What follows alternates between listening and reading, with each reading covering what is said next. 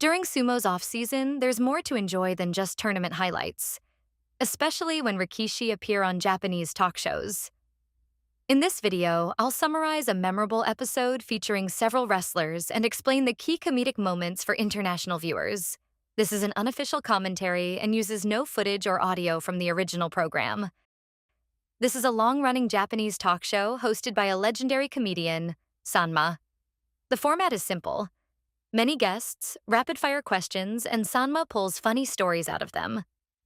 Tonight's lineup: Hoshoryu, Wakamoto Haru, Ichamamoto, Atami Fuji, Tomokaze, Tobizaru, Ura, Abi, and Mitakeumi, and every single one brings a different kind of chaos. First up, Ura brings up a surprisingly relatable problem. He basically admits he doesn't actually want to gain weight.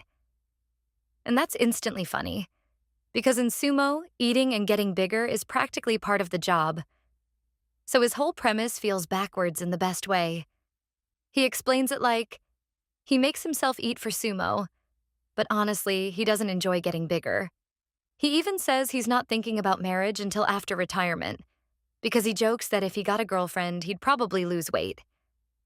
And you can feel the room react because it's so honest, and also not something you expect a rikishi to say out loud.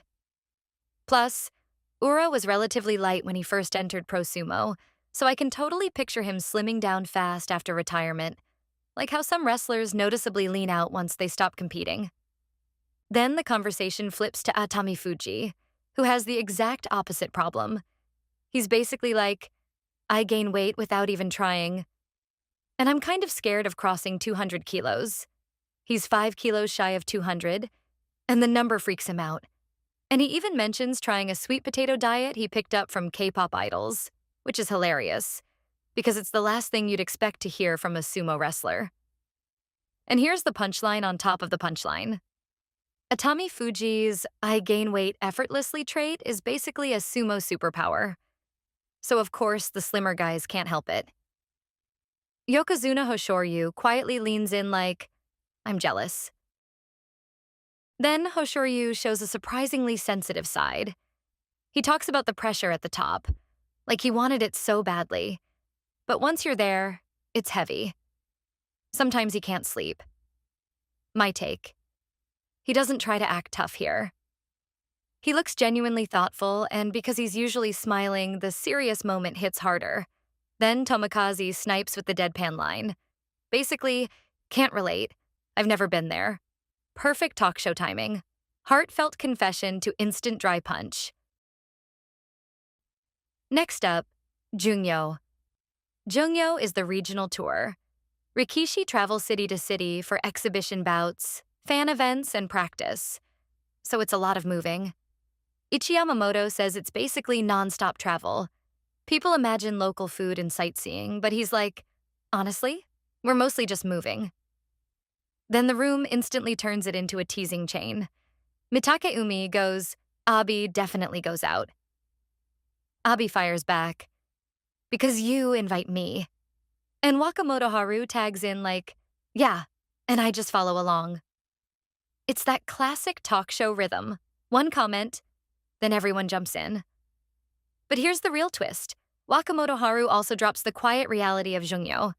Because you're on the road so much, he says he's missed huge first moments with his daughter. First words, first steps. No big speech, no drama, just a simple line that hits. Tobizaru talks about fans getting too close, like suddenly putting an arm around him. He's on the smaller side, so people might feel extra familiar. But still, boundaries. Wakamoto Haru says seniors warned him, don't let people touch your shoulders or your head. And Hoshoryu adds that in Mongolia, too, men's shoulders and head aren't casual touch zones. Sumo can feel very close to the fans, and sometimes a few people accidentally cross the line. So if you ever meet a rikishi, please be mindful of boundaries. Then the most unexpected reveal. Tomokaze plays piano. In full sumo look. That's not a normal sentence. And because piano equals fingers, he's extra careful, which triggers everyone to show their hand injuries like trading cards. Ura mentions he tore tendons in 2 fingers on his left hand, so they basically just hang. Tobizaru says his left pinky won't straighten anymore. And Hoshoryu adds he's dealt with a fracture in his left wrist. When they talk about injuries, the mood shifts. It's not dramatic, but you suddenly remember how brutal sumo is. Finally, let's wrap things up with a few quick one-liners. Atami Fuji wears a nice watch, and Ichi Yamamoto goes, "Even with a fancy watch, time is still time." That's not even a roast. That's a monk quote. And Ura is also a minimalist. He doesn't buy much. His hobbies are weirdly wholesome. Grip strength training, Rubik's Cube, ukulele, shogi. Then Mitakayumi brings up a funny rikishi problem, getting called cute and not knowing what to do with it. One last tiny TV observation before we wrap. Under those studio lights, Tomokazi and Atami Fuji look ridiculously smooth on camera. Maybe it's just the lighting, or maybe it's because they spend so much time indoors. But either way, they look way too fresh for a sport this brutal. At the end of the day, this is what I love about seeing rikishi on talk shows. You don't just get strong athletes, you get personalities. Awkward honesty, quiet confidence, playful teasing, and moments that feel surprisingly real. Thanks for watching. And remember, sumo can feel close to fans, but boundaries still matter.